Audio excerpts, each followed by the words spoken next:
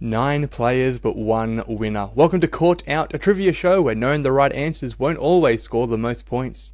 Good evening, my name is Tyler. I am joined by 3 wonderful contestants tonight who are ready to put their brains and bluffing abilities to the test. This is Caught Out.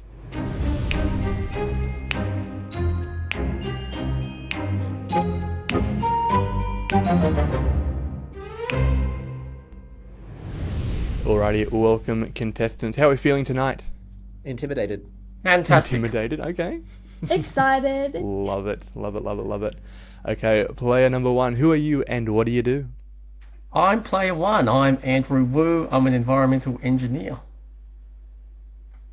Welcome, Andrew. Now, it says here you've got a lot of pub trivia knowledge, so you've got maybe a bit of advantage there over other players if they haven't.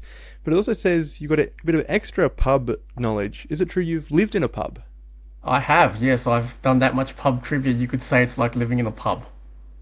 No, that's not the reason. There you No. go. Let's just say I have grossly underestimated the ability, the ease of getting a rental at certain times in my life, and had to get the old room upstairs at a pub for a few points. So, not Sure, advisable, okay. but it's good character Yeah. building.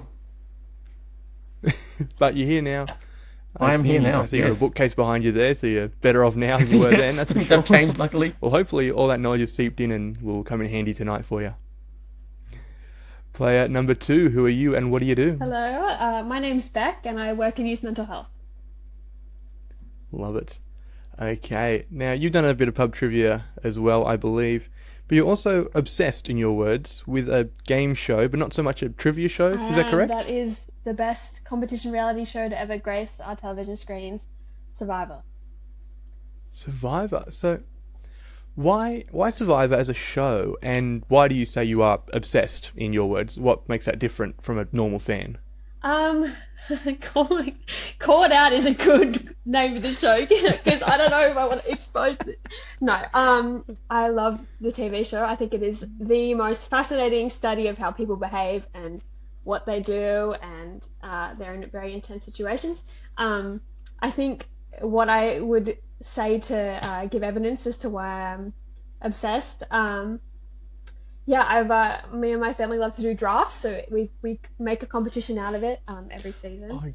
We've actually there's 2 seasons coming up, at the time of recording, and so we're double drafting. And I may have played some pretend Survivor games on a multiple month long Facebook org during COVID, but yeah, just don't go searching for that because I wish it was wiped from the internet. But it was very fun, so I love the show, and I would never want to be on it. But everything besides that, I will do. You're not so much a fan of playing the game like actual, but watching and playing from the sidelines is more your forte. Well, that bit of strategy might come in tonight's game. Let's see. And player number 3, who are you and what do you do? My name is Jake. I work in university student experience and content creation. Wonderful. Now, speaking of content creation, you have a YouTube channel, I believe, dedicated to a niche topic in a way. Yes, I have a theme park and roller coaster YouTube channel. That's my own obsession, my own survivor, you might say. That's been a project I've been working on for coming up on 4 years now, which, God, the time flies. And yeah, it's a lot of fun. So, I guess, where in the world would you say has the best roller coasters? A city or a country or somewhere? I don't think you can go past Florida, but that's a very stereotypical answer. So I'm going to say the place that interests me the most is China, mainly because a lot of those theme parks are very little known to the Western world, and some of them are very unique and strange. Cool. Well, hopefully, it might be a roller coaster question tonight. Well, we are very glad to have you all with us here. Tonight, these 3 contestants will go head-to-head answering general knowledge questions and calling each other's bluff in the process. The player with the highest score at the end of the night will go through to our grand final episode. So good luck, players. And let's crack on with round 1.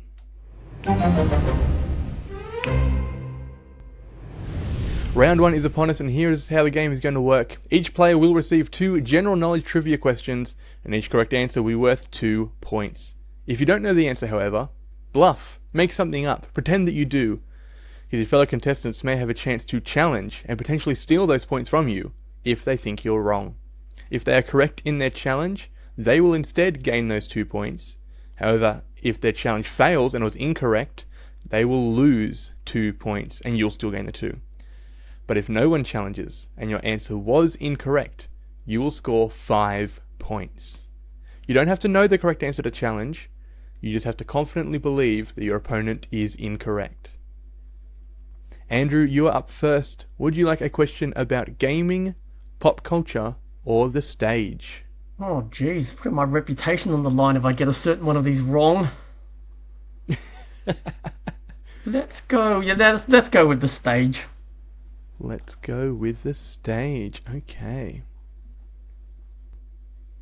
Samantha Jade played the leading lady in the Australian production of which musical based on a Julia Roberts film? Samantha Jade played the leading lady in the Australian production of which musical based on a Julia Roberts film? I will name the one Julia Roberts film that I know has a stage adaptation and say Pretty Woman.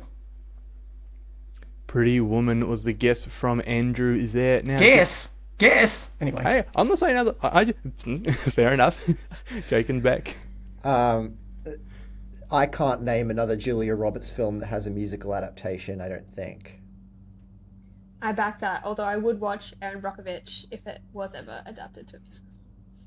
Someone write that, please. I'm sure we'll get our question writers on that. But in the meantime, we'll throw to a challenge if you think he was lying in 3, 2, 1. No one called challenge. Andrew, were you confident on this one? 61.4% confident. 61.4, yep. I like the specificity. Yep. And that 61.4 was a good estimate to have. That is absolutely correct. It was Pretty Woman. That is 2 points to you, Andrew, for that first question. Well done. Alrighty, Beck, the next question goes to you. Would you like a question about film, language, or studies? I will go with film, please. Going with film. Which dark fantasy film was the first film rented from Netflix? Which dark fantasy film was the first film rented from Netflix? Interesting. Okay, I have This is before they were a streaming service. They were a DVD rental place like Blockbuster. That's right. What was the first one they rented? I feel like I have a pretty good idea of the year in which Netflix jumped, like that happened. And so Labyrinth is coming to mind. Labyrinth is the proposed answer, rather. Andrew, Jake, what do you reckon? Over to you. Labyrinth also jumped into my mind, and I can't confidently think of any alternatives from around the time. If I had to guess, Netflix would have been a 90s phenomenon when it was first around, so that sounds about the right era anyway. I honestly have no idea, but this is such a hard question that the odds are probably in favour of saying she's wrong. No offense. It is a... yeah. Andrew, I don't know. I feel like I'm very confident Okay. because I'm not convincing for you. We shall see how it goes. I'll open up for a challenge in 3, 2, 1. I'll challenge purely because I have points to lose. That is a challenge from Andrew. He called challenge there. You're thinking just based on statistics, I guess. You probably didn't have it there. Is that what you're guessing? Or? Yep, purely, yep, I think so. There's too many dark fantasy films. That is so real. Now, Beck, you had an air of confidence about you. Was that well placed, or was I that have just a no guess? idea about any of that, and I'm not even confident that Labyrinth is classed as a dark fantasy. So Can I throw in a random guess of the fifth element? Was that it? Is that the correct answer? that is a good guess. Okay. What is the answer? Well, Jake, do you want to throw in an answer as well? The only other one that I could think of around the era was Willow, but I think that's a bit too niche. Okay. Well, Andrew, you were right to challenge. It was none of those answers. We were looking for the dark fantasy film of Beetlejuice as the first movie rented from Crazy. Netflix. That is so Beetlejuice. interesting. So, Andrew, that is another 2 points This is to you. new. Well So done. Netflix basically used to be like a Blockbuster video. Yeah, pretty much, yeah. Oh my But they would goodness, okay. They would deliver it to you though. Learn They something got every off the day. sinking ship. They sunk the Pretty ship. much. Yeah. Yep. Actually, no, it's a good analogy there. Alrighty, Jake, over to you. Your first question. Would you like one based on politics, pseudonyms, or sport? Let's go with sport. Let's go with sport.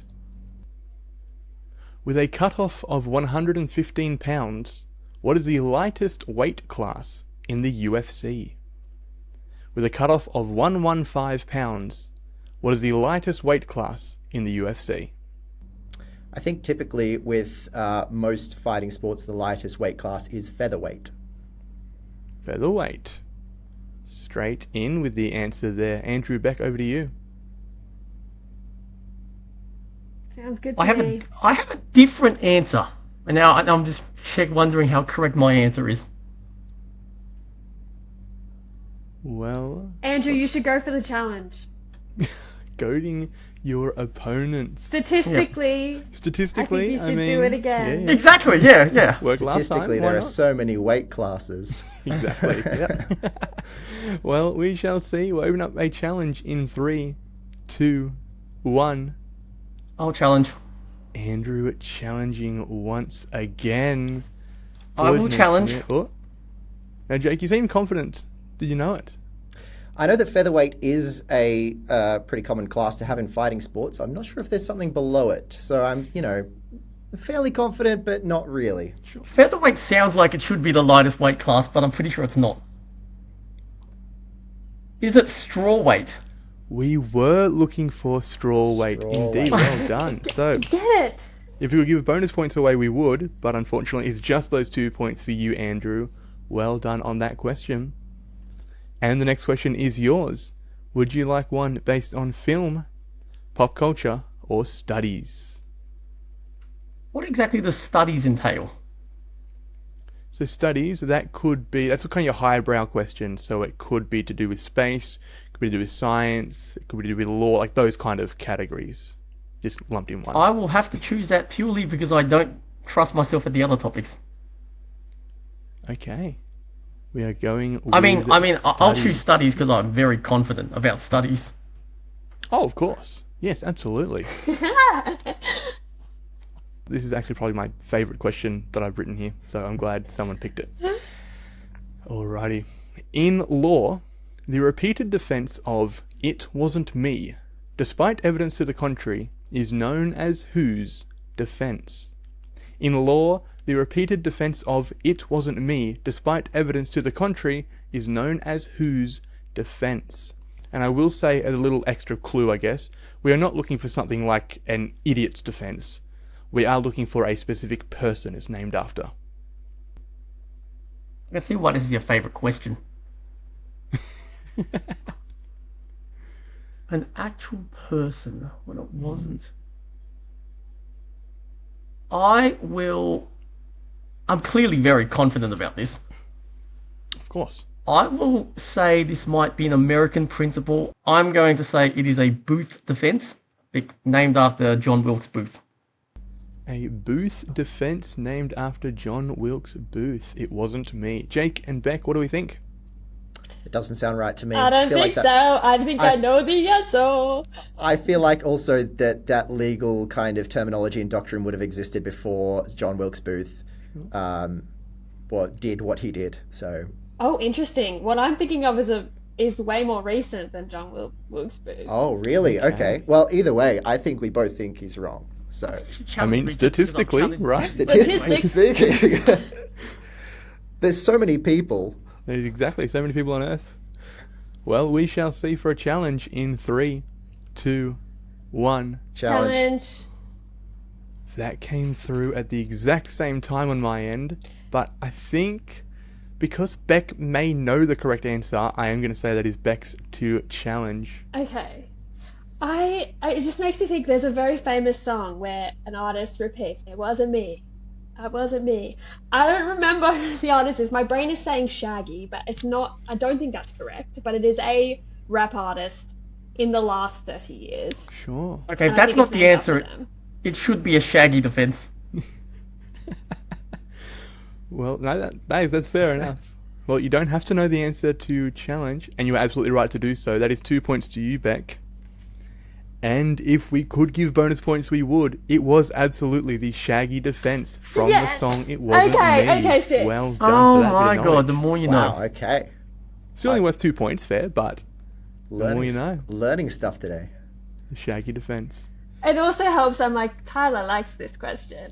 Probably can't say that, to be honest. And Beck, the next question goes to you. Would you like a question about gaming, politics, or music? Let's keep going with the music theme. Keep going with the music theme with music. In 2011, pop group Elvis, famed for asking "What does the fox say?", released a song questioning how which famous monument was created. In 2011, pop group Elvis released a song questioning how which famous monument was created. What a great question. Oh, thank you very much. My favorite group that I've seen live many times. Of course. They live next door to me. We all have, yeah. I was the muse for this song. There you go. So I feel very confident about Yeah. it. And I think it is the Pyramids. The Pyramids. Okay, we Yes. throw it to Andrew and Jake. What do we think? A song about the pyramids. It's going to be real tragic for you when I tell you that I was in year 7 when that song came out and I was obsessed with it. And it is not the Pyramids. Oh, really? No way! But Beck said she was the muse. I do know the answer as Okay. well. So, yes. I didn't even know that Elvis had a second song, so clearly I'm confident. Yeah, they released a few songs, like a lot of good songs. Yeah. Well, it seems pretty clear cut. We will throw to a challenge in 3, 2, 1. Challenge. That is Jake's challenge. Now, we don't give away bonus points, but maybe we should next season. But what do you think the answer is, Jake? Famous monument. I can tell you confidently the answer is Stonehenge. The answer is Stonehenge, so well done. That is 2 points to you for that steal. Great song. Released a lot of good songs, Andrew. Check them out. They did. The Cabin was another favourite. Fair. Massachusetts as well. And Jake, the final question is yours for the first round. Would you like a question on gaming, sport, or the stage? Ooh, let's go. You know what? I'll double down. Let's go with sports again. Let's go with sports again. What is the nickname for the University of Utah's baseball team? What is the nickname for the University of Utah's baseball team? I am pretty familiar with Utah's basketball team, Okay. but their baseball team, I imagine, is on a similar line. I believe they're the U's. The Utah Utes. Not the sheep, the letter. Just the letter U. Okay. Yeah. Andrew As a and Beck. girly who is very much on Utah TikTok, I can actually vouch for Jake. That sounds pretty good. All over it. I was hoping they'd be called the Utah Mormons, but anyway. I'm sure that's not the answer, so I've got nothing besides that wise remark. Well, we're pretty confidently backing Jake there, but we will throw to a challenge anyway in 3, 2, 1. Challenge, sorry. I just didn't want it to be a rush for the challenge. Wow, I don't think Beck, it's the Utes. bluffing within the bluff. So you're not on Utah TikTok then? I am, but it's only Mormons and soda shops. It does not extend to sports. Well done for a bit of bluffception there. That is 2 points coming your way, Beck. It is the Utah... You actually almost had it, Jake. The Utah Utes, as in the car. So I didn't know that was close! a word they used in America. I didn't think so either. Utah Utes. There you go. So Beck, 2 points coming your way at the end of round 1. At the end of the first round, Jake, you are on 2 points. Beck, you are on 4. And Andrew, out in the lead on 6. Well done.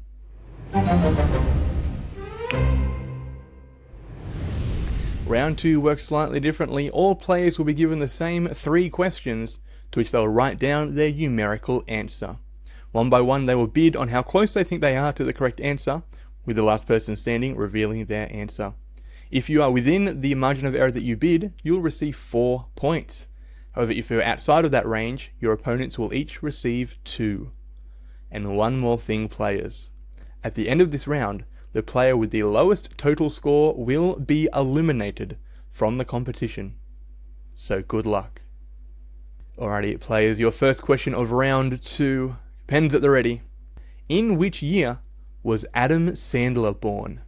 In which year was Adam Sandler born? Our players are writing down their thoughts on this question. And we will start the bidding with Andrew. How far away do you think you might be from Adam Sandler's year of birth? I'll say within 15.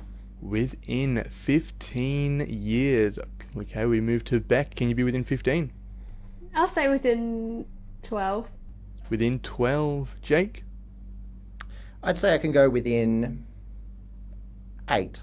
Down to 8, dropping it down. Back to Andrew. Can you be within 8 years away? I think I can be within, let's say 5.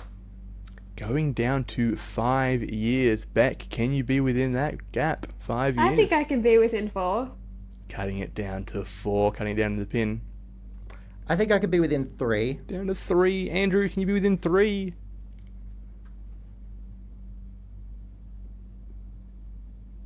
No, I'll let you have it. Okay, Andrew is out. He's I'll call you passed bluff. on that. Beck, the number is 3. Can you beat it?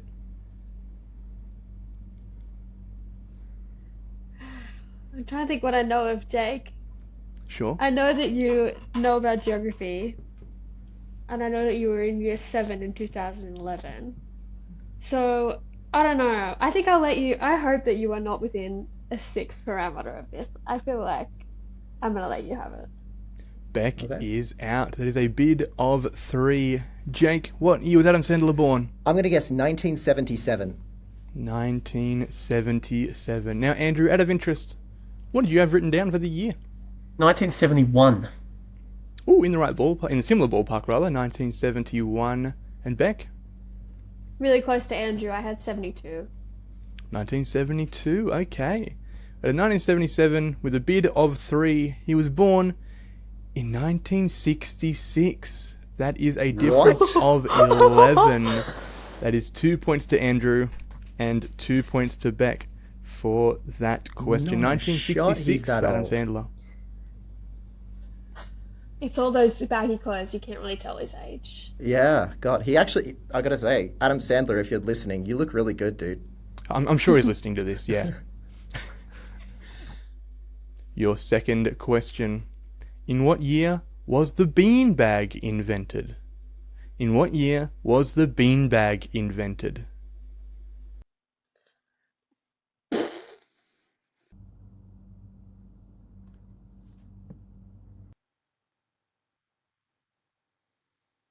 And we'll start the bidding with Beck. In which year was the beanbag invented? How far away do you think you might be? I think I'm within 30 years. 30 says Beck. Can you be within 30, Jake? I'll take that down to 25. 25. Andrew, over to you. 25 the number. I'll say 15. Cutting it down to 15. Back to Beck. Over to you. I can be within 12. 12. Jake. I'll let you have that. Jake has passed. Andrew, can you be within 12 years or are you out as well? Absolutely not. My last Absolutely. bid was a complete bluff, so I'm out too. No! I thought you guys would be more confident in this round than me! I can't be within 100. Oh boy. I can't even guess a century. I don't even Oh, know. what? We're just Okay, playing well, you. I was like, polystyrene hasn't been around for that long, right? Like the little balls in a beanbag. I feel like that's like in the last 50 years. So what is your guess? Oh no. I said 1976. I thought the beanbag came after Adam Sandler. 1976 special. Okay, I'm Jake, out of thinking interest. specifically the beanbag with the foam balls inside, not actual beans. That probably existed in the before time. Sure, yeah. No, we are asking about the styrene balls, that's fine. Jake, what did you have out of interest? I actually was thinking that potentially they existed with actual beans, and I was saying somewhere around 1900. 1900. And Andrew, did you have beans or did you have polystyrene? What was your No, number? I was for this thinking one? for some reason just after World War II, so I said 1950. 1950. Okay, few different guesses there. At a guess of 1976 with a bid of 12. They were invented in 1969. That is a difference of 7. Hot dog! That is 4 points. My to you methodology for was that sound. question. And they did come Absolutely after was. Adam Sandler. They did. They did. Adam Sandler is older than the beanbag. 4 points to you for that question. Oh, I'm well done. buzzing. And your third and final question for someone, their final chance to score any points. What is the approximate distance between Sydney and Alice Springs in kilometres? What is the approximate distance between Sydney and Alice Springs in kilometres? We are asking as the crow flies.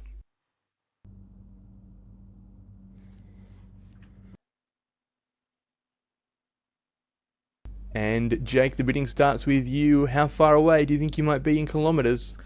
I'm going to start us off at 500. 500 kilometres. A bit of a wide Nice margin and there, wide. but that's fine. Wait, let's see Andrew, where everyone else is at. sure.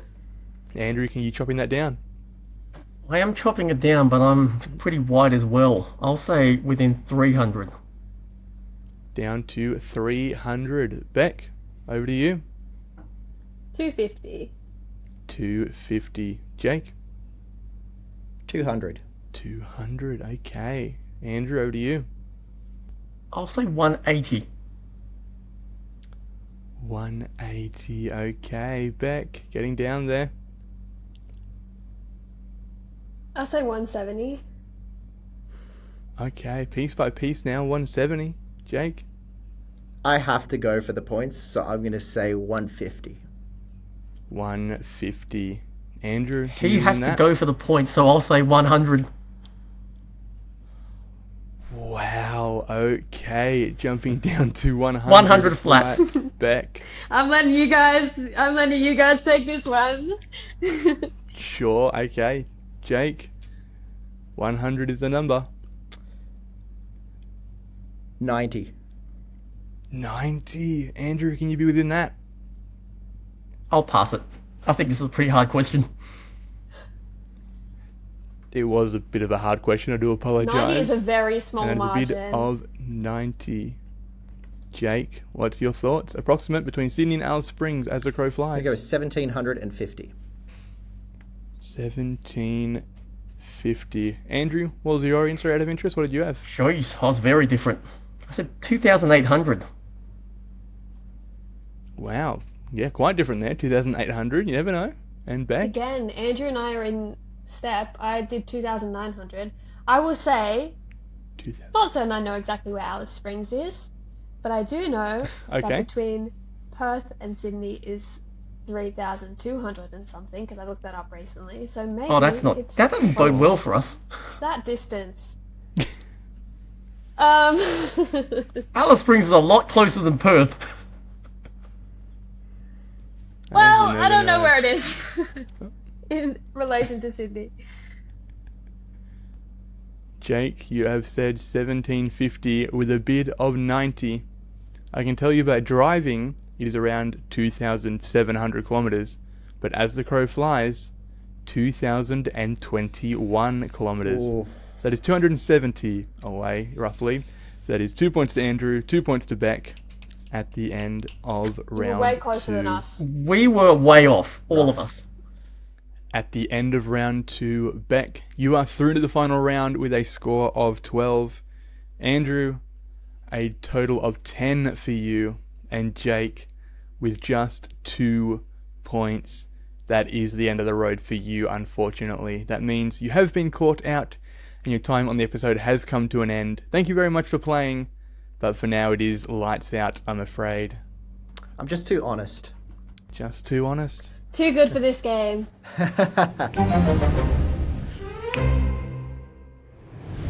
Round 3 is our head-to-head penalty shootout style round.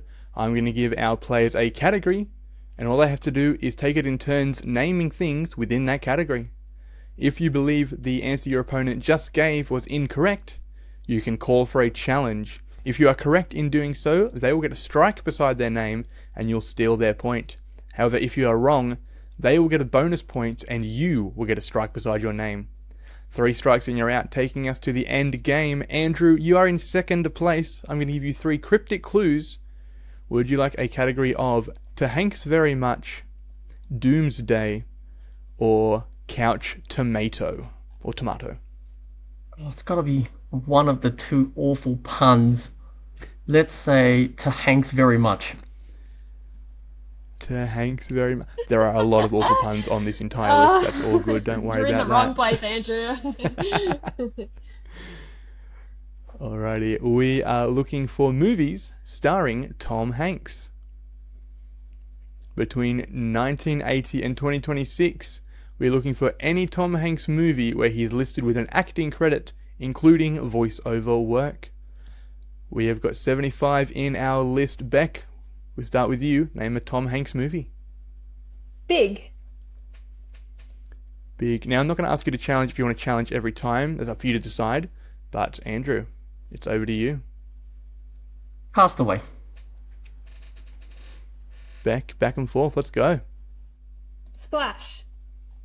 I'll say Philadelphia.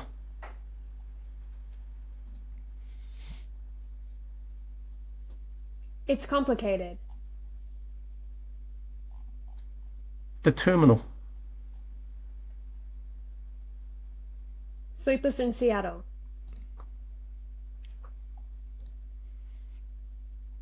Lost in Translation. Challenge.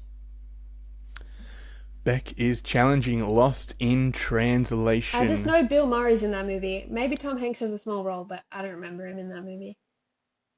Well, I can tell you, you could have challenged on It's Complicated. That does not star Tom Hanks. But you challenged Lost in Translation, which also does not star Tom Hanks. Beck, that is a stolen point to you. Andrew, that is a strike beside your Why I name. went for it? I know like 10 other Tom Hanks films, and yet I went for a suspect one. That's the game you play. How about you give us another one then? The board is back to you, Andrew. What do you got? Oh, we still go. Okay. Still going. Oh, let's just waste some time. Let's say Toy Story. Toy Story 2. Toy Story 3. Toy Story 4. Ooh, the suspense. The Da Vinci Code.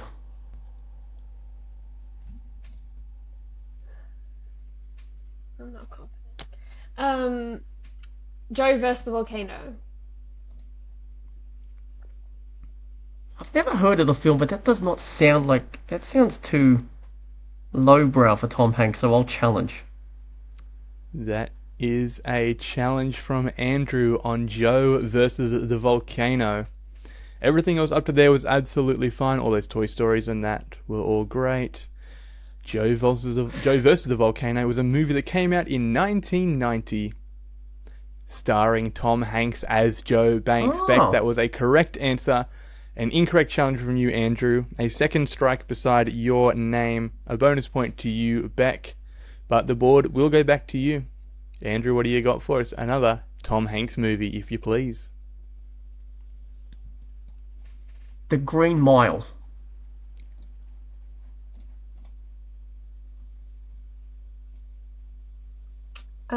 Forrest Gump. Oh, duh.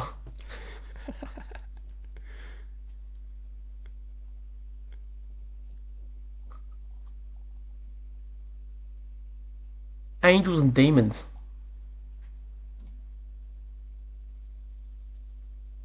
I've never heard of that in all my days. I'm challenging. It's possible it's a real movie, but I've not heard of that.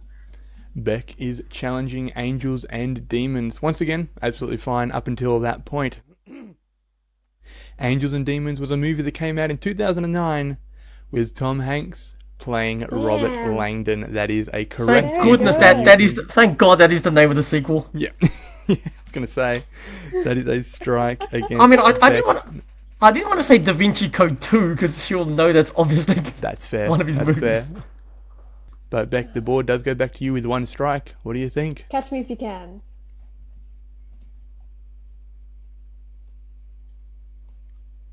Have we said The Departed? We have not said The Departed, no. I can't remember. If we haven't, I'm saying it. Sure. Yeah.